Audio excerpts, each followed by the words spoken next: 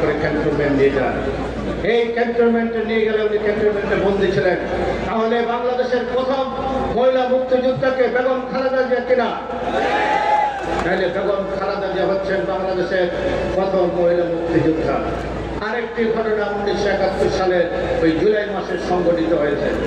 বেগম ফজিলাতুন্নেসা মুজিব তার প্রিয় জামাই ডক্টর ওয়াজেদকে নিয়ে সেদিনকার গভর্নর হাউসে গভর্নর জেনারেল রাউফ ফারমান আলীর সাথে সাক্ষাৎ করেন।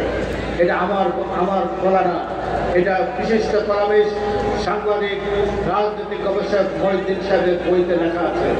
সেখানে উনি ডক্টর ওয়াজেদকে রাউফ ফারমানের সাথে দেখা করলেন একটি মাত্র কারণে, ওনার কন্যা শেখ হাসিনা সন্তান সম্ভব, সেই সন্তান জন্ম দেবেন, তার জন্য ভালোভাবে ব্যবস্থা গ্রহণ করা হয়। রাউফ ফারমানের নির্দেশে ঢাকা মেডিকেল কলেজের ভিআইপি ক্যাবিন বরাদ্দ করা হয় শেখ হাসিনার জন্য। এবং ডক্টর ওয়াজেদ এবং সেখানকার ডক্টর সুফিয়া ওয়াদুদ গাইনি বিভাগের হেড ছিলেন, তার তত্ত্বাবধানে শেখ হাসিনা সেদিন 1971 সালের 27 জুলাই সজীব ওয়াজেদের জন্ম দেন পাক হানাদার বাহিনীর সার্বিক সহায়তা। ইতিহাস দুটি, একটি হলো মুজিব পরিবারের ইতিহাস, আরেকটি হলো জিয়া পরিবারের ইতিহাস। কোনটি স্বাধীনতার সপক্ষে শক্তি, কোনটি মুক্তিযুদ্ধের শক্তি?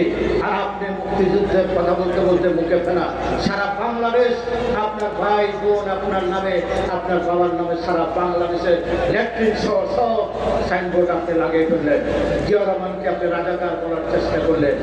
আমি আরেকটি কথা বলতে চাই, সেটি হলো শেখ মুজিব 1975 সালের 25 জানুয়ারি সংসদে প্রবেশ করলেন প্রধানমন্ত্রী হিসাবে।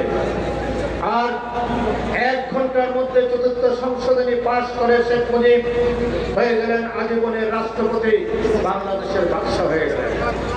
আর বাংলাদেশের সকল রাজনৈতিক দল নিষিদ্ধ ঘোষণা করে দিয়ে, সকল সংবাদপত্র নিষিদ্ধ ঘোষণা করে দিলেন।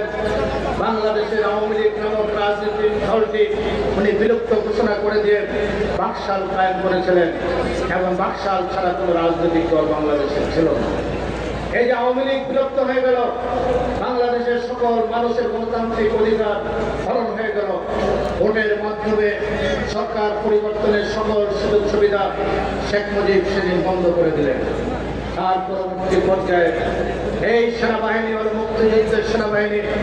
শহীদ প্রেসিডেন্ট জিয়া রহমান স্বাধীনতা ঘোষণা দেওয়ার পর বাঙালি যে সমস্ত সৈনিকরা যেখানে ছিলেন, সেনা কর্মকর্তারা ছিলেন, সবাই বিদ্রোহ করে বিভিন্ন মুক্তিযুদ্ধে অংশগ্রহণ করেছেন। সেই কারণে আপনারা দেখবেন বাংলাদেশের যতগুলো সেক্টর কমান্ডার আছে, সকল সেক্টর কমান্ডাররাই পাকিস্তান সেনাবাহিনী থেকে বিদ্রোহ করে এসেছেন। এই সেনা কর্মকর্তারাই সেক্টর কমান্ডার হয়েছে। আর জেনারেল উসমানী হয়েছিলেন মুক্তিযুদ্ধের সর্বাধিনায়ক। তাই শেখ মুজিব 30 লক্ষ শহীদের রক্তের সাথে বেইমানি করে যে গণতন্ত্র যদি শেখ মুজিবকে সেদিন যদি প্রধানমন্ত্রী মেনে নিতেন, তাহলে মুক্তিযুদ্ধ হতো না। আমরা মুক্তিযুদ্ধ করেছি আমাদের ন্যায্য দাবির জন্য, গণতন্ত্রের জন্য। এই গণতন্ত্রকে খবর দিয়ে, মানুষের অধিকার, মৌলিক অধিকার, বাক স্বাধীনতাকে খবর দিয়ে শেখ মুজিব নিজে বাকশাল গঠন করে রাষ্ট্রপতি আজীবনের জন্য হয়ে গেলেন। সেদিন টকবকে রণাঙ্গন ফেরত মুক্তিযোদ্ধারা ক্যান্টনমেন্টে ছিলেন। যে 15 আগস্ট ঘটেছে, এটা অনিবার্য ছিল, কারণ এই মুক্তিযোদ্ধা সেনাবাহিনীরা সেদিন মুক্তিযুদ্ধ করেছেন গণতন্ত্রের সপক্ষে। শেখ মুজিবকে স্বৈর শাসক হওয়ার জন্য তারা মুক্তিযুদ্ধ করেন। সেই কারণেই 15 আগস্ট অনিবার্য ছিল। শেখ মুজিবের ভাগ্যে নিম্ন পরিহাস, উনি এটা বরণ করতে হয়েছে। তাই আমরা বলতে চাই 1975 সাল আরেকটি ঘটনা ঘটেছে। 1975 সালের 3রা নভেম্বর খালেদ মোশাররফ কু করলেন।